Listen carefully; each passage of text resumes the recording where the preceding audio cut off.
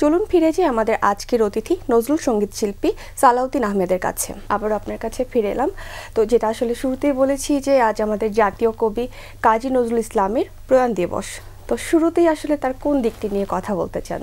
নজরুল এত আমাদের যে তার সৃষ্টিকর্ম দিয়ে এত আমাদের আচ্ছন্ন করে রেখেছেন যে কোনো একটি বিষয় নির্বাচন করা খুব কঠিন। আসলে এটা 48তম তার প্রয়াণ দিবস। তো আমরা স্বাভাবিকভাবেই তার প্রতিটি ক্ষেত্রেই আমাদের মাথায় আসে। আমি নজরুল ইনস্টিটিউটের সিনিয়র টিচার এবং গবেষণা যতটুকু করি তার চেয়ে বেশি স্বরলিপি নিয়ে কাজ করি, সত্যায়ন করি। তো স্বাভাবিকভাবেই আমাদের নজরুলকে স্বাধীনতার এতকাল চলে গেছে, কিন্তু নজরুল প্রতিভা বা নজরুলের স্বরূপ যেটা, সেটা আমরা কিন্তু এখনও প্রতিষ্ঠিত করতে পারিনি। কারণ নজরুল সবচেয়ে একেবারে ব্যস্ততম সময়ে নির্বাক হয়ে গিয়েছিলেন, যে কারণে তার সৃষ্টিকর্ম ওই পর্যন্ত যেগুলো ছিল সেগুলোকেও উনি গোছগাছ করে রেখে যেতে পারেননি।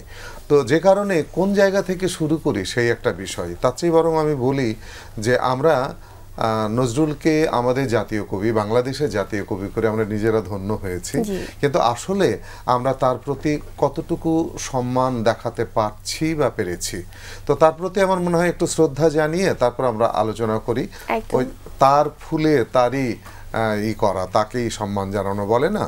তো এই গানটির কথা শুনলেই দেখবে যে উনি বোধহয় বুঝতেই পেরেছিলেন যে উনি একদিন তার ওই পরিণতি বা যেটা হয়েছিল নির্বাক, সেটা হয়তো হবে।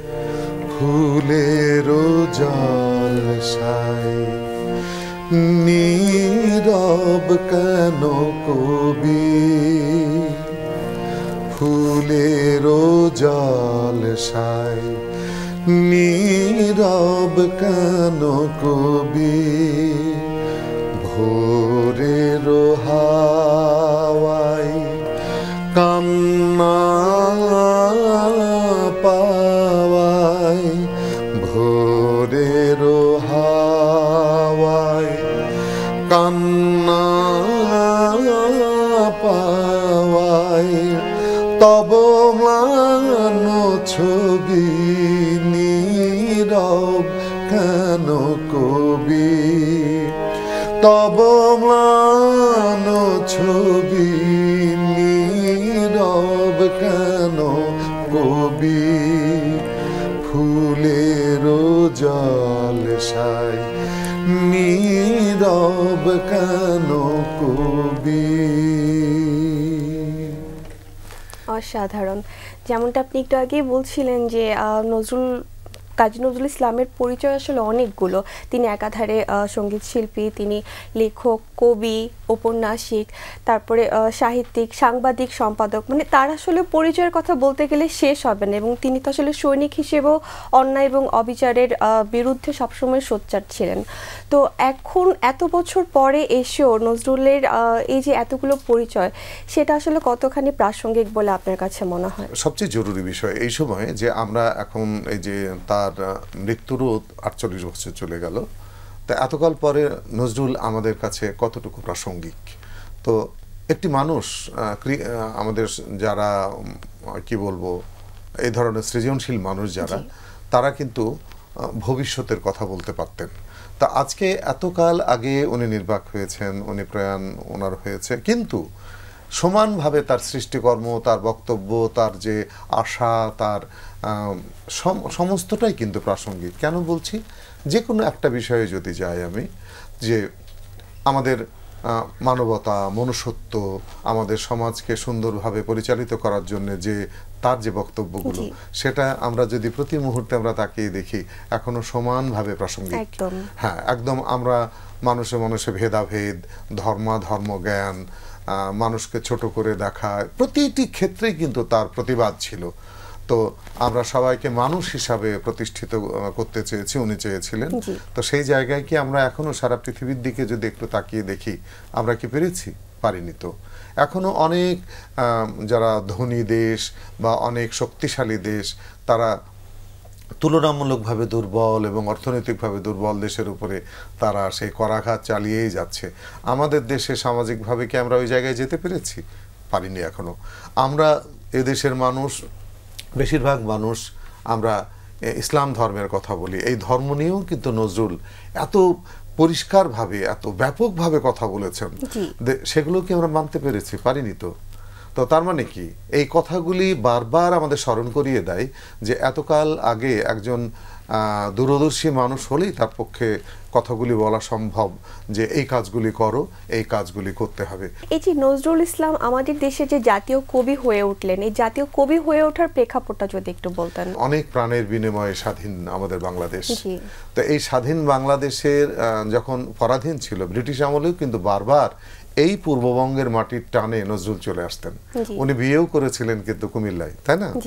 তো এই মাটিতে উনি বারবার চলে এসেছেন, ঢাকায়, চট্টগ্রামে, কুমিল্লায়, সিলেটে, উনি ফরিদপুর, একদম উনি ছুটে বেরিয়েছেন। তার মানে কি, এই মাটি যেমন তাকে টানতো, ঠিক একইভাবে এই মাটির যারা মানুষ তাদের কিন্তু নজরুলকে বারবার তারা আহ্বান করত।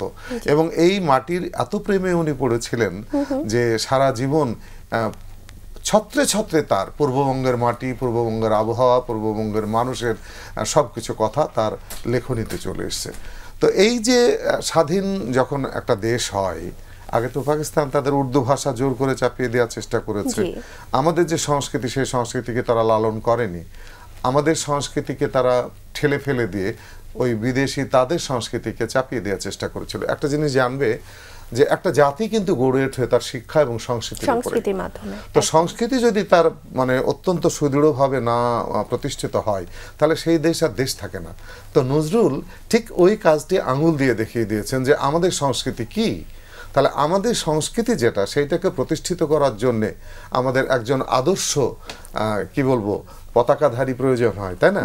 তো আমরা সেইভাবে সাহিত্যে, সঙ্গীতে, আমাদের কৃষ্টি কালচারে আমরা নজরুলকে পেয়েছিলাম, যে কারণে অত্যন্ত মানে আনন্দের সঙ্গে এই দেশ, এই মাটি নজরুলকে জাতীয় কবি হিসাবে প্রতিষ্ঠিত করেছে। এই পর্যায়ে এসে আমরা নজরুলের আরেকটা যদি কোনো গান আপনার কণ্ঠে শুনি। আমি আজকের দিনে যেহেতু আমরা বারবার ওনার ওই ব্যাপারটাই চলে আসছে, ওনারই কথা আমি বলি যে কেমন করে উনি লিখেছেন। সে চলে গেছে বলে কি গো স্মৃতির হায় যায় ভোলা, তার স্মৃতির হায় যায় ভোলা, সে চলে গেছে বলে ও গো মনে হলে তার কথা আজ মনে হলে তার কথা আজ মরমে সে মোর দেয় দোলায়, আজ মরমে সে মোর দেয় দোলা, সে চলে গেছে বলে। অসাধারণ। এই যে আপনি শিক্ষকতা করছেন, আপনার এই প্রজন্মের অনেক ছাত্ররা রয়েছে, তাদের মধ্যে আসলে নজরুলের চেতনাকে আপনি কিভাবে দেখছেন? আসলে আমি বলি, আমার যেহেতু এটা একেবারে সচেতনভাবে আমি পেশা করেছি, আমার সঙ্গীত জীবন 40 বছর পার হয়ে গেল, তো যেহেতু ফুললি ক্লাসিক্যাল গান আমি করি, নজরুল তো অবশ্যই, কারণ ক্লাসিক্যালের গানের ওই তালিম ছাড়া নজরুলের গান সার্বিকভাবে করা অসম্ভব। তো যে কারণে উচ্চাঙ্গ সঙ্গীতের চর্চাটা খুবই জরুরি, আমি বারবার বলতে চাই, যেটা ইদানিং যারা নজরুলের গান করছে তাদের মধ্যে কম। আমি এটা আমার কষ্ট একটা, যে উচ্চাঙ্গ সঙ্গীতের তালিম আরো বাড়াতে হবে আমাদের মধ্যে, না হলে নজরুলকে চেনা যাবে না। তো এই যে নজরুলকে গবেষণা করতে গিয়ে আপনি আসলে নজরুলকে কিভাবে আবিষ্কার করেছেন, বা আপনার প্রাত্যহিক কাজকর্মে নজরুল আসলে কতখানি বিচরণ করছে? নজরুল যত পাঠ করি, আমি সত্যি বলছি, আমি বিজ্ঞানের ছাত্র ছিলাম কিন্তু সারা জীবন সাহিত্য পড়ে বড় হয়েছে। আমাদের বিখ্যাত যেসব বাংলার কবি, আমাদের গর্ব করার ধন আমি বলি, এত ভালো ভালো আমাদের কবিতা, এত ভালো কবি। নজরুল ছাড়া আমরা রবীন্দ্রনাথ বলি বা জীবনানন্দ দাশ বলি, এরকম অনেক কবি, এবং আধুনিক কবি একদম আধুনিক পর্যন্ত প্রচুর ভালো কবিতা আমাদের আছে। তো যত বেশি আমরা কবিতা পড়বো, বাংলা কবিতা পড়বো, তত কিন্তু আমরা নজরুলকে বুঝতে পারবো। কবিতা যদি আমি না পড়ি, নজরুলকে যদি আমি না পড়ি, তাহলে নজরুলকে আমি বুঝবো কি করে? নজরুল এত বিশাল কিছু বলে গিয়েছেন, বিশাল কিছু করে গেছেন, তো তার সম্পর্কে যদি আমি না জানি, চর্চা না করি, তাহলে আমি বুঝবো কম করে নজরুলকে। আসলে নজরুলকে নিয়ে কথা বলতে গেলে কথা শেষ হবার নয়, ওনাকে নিয়ে আসলে অনেক কিছু জানবার আছে এবং আসলেই অনেক গবেষণা করবার বিষয়। তো আমরা আসলে কথা বলতে বলতে অনুষ্ঠানের শেষ পর্যায়ে চলে এসেছি। এবার একটু আপনার প্রসঙ্গে জানতে চাইবো, কি নিয়ে এখন ব্যস্ত আছেন? একেবারেই সঙ্গীত নিয়ে। আমি সঙ্গীতময়, আমার সঙ্গীতই সব। আমি একটু আগে বলতে গিয়ে ওটা ইনকমপ্লিট থেকেছে। সেটা হচ্ছে আমি দুটো জেনারেশন প্রেফার করছি। আমার ছাত্রছাত্রীরা একটা জেনারেশন প্রতিষ্ঠিত একদম, আর একটা জেনারেশন মোটামুটি হাফ ডান, মিডল অবস্থাতে চলছে। তো তাদের নিয়ে আমি সারাক্ষণ আমি আমার নিজের গান এবং নিজের ছাত্রছাত্রীদের কথা ভাবি, নজরুলের গানকে প্রমিতভাবে তাদের মধ্যে প্রচার করার চেষ্টা করছি। এবং আরেকটি বিষয় তোমার খুব ভালো লাগবে, আমি আমার এখন তো ইউটিউব একটা বিরাট ব্যাপার, তাই না? ইউটিউব বা ফেসবুক যতই আমরা বলি না কেন বিরুদ্ধে, এর পজিটিভ দিক আছে। তা আমার প্রায় 650 এখন নজরুলের গান অনলাইনে আছে। আমার একটা রেগুলার অনুষ্ঠান আমার বাড়ি থেকে হয়, সালাউদ্দিন আহমেদের বৈঠকখানা, আমার যত গান, আমাদের যত গান। তো এই যে সঙ্গীত নিয়ে রেগুলার আমি গান করি, আমার ছাত্রছাত্রীরা গান করে, আমাদের ইনভাইটেড আমাদের যারা আর্টিস্ট তারা এসে গান করে। আমরা আমাদের সংস্কৃতিকে সারা পৃথিবীর কাছে ছড়িয়ে দেওয়ার জন্য এই আধুনিক যে প্রচার মাধ্যমটাকে আমরা ব্যবহার করি।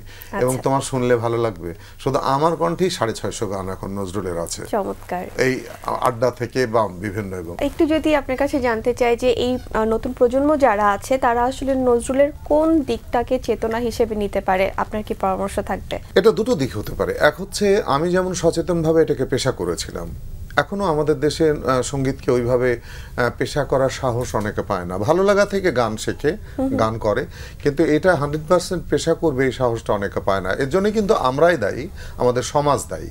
কারণ প্রত্যেকটি ক্ষেত্রে যদি কি বলবো, যোগ্যতর মানুষ তাদের যদি মূল্যায়ন না হয়, তাহলে কিন্তু ওই উদাহরণটা তৈরি হয় না। যেমন একটা ছেলে বা মেয়ে সিরিয়াসলি গান করছে এবং তার আমাদের মিডিয়া বা আমাদের সব ক্ষেত্রে তার ভালো মূল্যায়ন হচ্ছে, তখন কিন্তু পরবর্তী জেনারেশন তাকে উদাহরণ হিসেবে নেবে যে না, উনি ভালো করে করছেন, উনি প্রতিষ্ঠিত হয়েছেন, সুতরাং আমি ওটাকে ওয়ে করতে পারি, তাই না?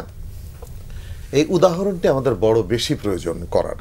সুস্থ ধারার গান এবং যোগ্যতর মানুষকে মূল্যায়ন করার যে জায়গাটা সামাজিকভাবে আমাদের মিডিয়ায় সমস্ত ক্ষেত্রে যদি আমরা করতে পারি, তাহলে কিন্তু আমাদের ছেলে মেয়েকে অধিকতর আমরা উৎসাহিত করতে পারবো আমাদের এই গানে বা এই সুস্থ সংস্কৃতি মানে কি বলবো এর মধ্যে তাদের আমরা সম্পৃক্ত করতে পারবো। এই জিনিসটি এই মুহূর্তে খুব জরুরি। আমাদের কিন্তু ট্যালেন্ট প্রচুর, আমাদের দেশে অনেক ছেলে মেয়ে ভালো গান করে এবং করছে, তাদের যদি একটু আমরা লালন করতে পারি, আমাদের অনেক সমৃদ্ধতর একটি ক্ষেত্র আমরা তৈরি করতে পারবো। একদম তাই, সেই আশা আমরাও ব্যক্ত করছি। এবং নজরুলকে নিয়ে কথা বলতে গেলে আসলে শেষ হবার নেই, যেটা একটু আগেই বলছিলাম আমি। তো কথা বলতে বলতে অনুষ্ঠানের একদমই শেষ পর্যায়ে চলে এসেছি। তো আপনার সকল কাজের প্রতি অনেক শুভকামনা রইল। তো আমরা অনুষ্ঠানটি শেষ করব আপনার কণ্ঠে একটি নজরুল সঙ্গীত শুনতে শুনতে। তার আগে আমি আমার দর্শকের কাছ থেকে বিদায় নিয়ে আসছি। প্রিয় দর্শক, এতক্ষণ কথা হচ্ছিল অতিথির সঙ্গে, এবার সময় হলো বিদায় নেবার। আমাদের অনুষ্ঠান সম্পর্কে আপনার যে কোনো মতামত ও পরামর্শ জানাতে লিখুন এই ঠিকানায়। প্রযোজক দিন প্রতিদিন, Bangla vision, Noor tower, 110 Bir Uttam CR Dutta road, Dhaka 1205। Phone 96320303-4।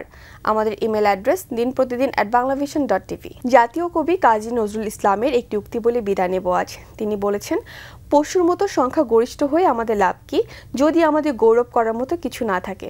প্রিয় দর্শক, সবাই ভালো থাকুন, সুস্থ ও সুন্দর থাকুন। আজ সারাদিন সবার জন্য শুভ ও কল্যাণময় হোক। এবার গান। কাজী নজরুল ইসলাম আমাদের প্রাণের কবি, আমাদের আদর্শের কবি।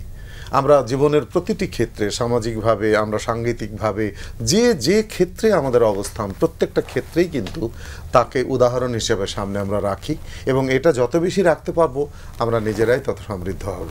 তা উনি তার সৃষ্টিকর্মের মধ্যে উনি কোনো সময় একটা কথা বলেছেন, আবার কোনো সময় হয়তো তার মানসিক পরিবর্তন হয়েছে, সেটা পরিবর্তিত হয়েছে। যেমন আমি দুটি গানের উদাহরণ যদি আমি বলি, হে প্রিয় আমারে দিব না ভুলিতে, উনি বলছেন যে আমার সৃষ্টিকর্ম দিয়েই আমি টিকে থাকবো, আমি ভুলতে দেব না। আমাকে।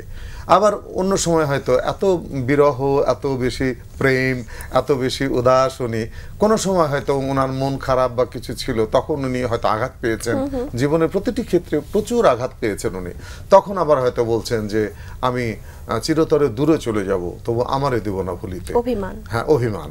তো এই বিষয়গুলি কিন্তু খুব পাশাপাশি চলে এসছে। তো আমি অভিমান বা আমাকে ভুলতে দেব না, কি বলে চিরতরে দূরে চলে যাব, এটা আমরা না বলি, আমরা যেতে না দেব, আমরা দেব না। তো উনি যে কথাটা অত্যন্ত গর্বের সঙ্গে এবং দাপটের সঙ্গে বলেছিলেন, সেটাই বরং আমি বলি। হে প্রিয় আমাদের দিব না ভুলিতে, হে প্রিয় আমাদের দিব না ভুলিতে,